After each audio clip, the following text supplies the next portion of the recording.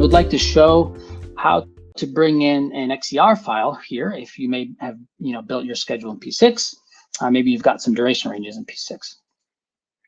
So I'll start a new project from file. So that will give me the opportunity to import the schedule.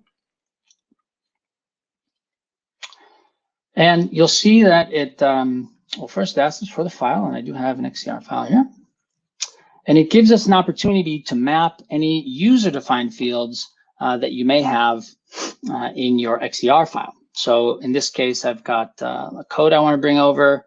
I have some duration ranges as well, and NetRisk is pre-mapping those for us and what it finds to be the closest. And you can come change this, of course. I'll skip the correlations for now, but you'll see we have an optimistic duration and most likely a pessimistic. That's great. We're going to bring those in. And we import. So here's our schedule. And you can see here, we already brought in the duration ranges. NetRisk has also even mapped, chosen rather, our distribution type for us based on what we gave it. Here we gave it just the most likely. So, that's a constant. Here's triangular. You can go and change these as you wish. And it's also checked our boxes over here in the duration column so that those duration ranges will be used during the simulation. So, very nice if you're coming from P6.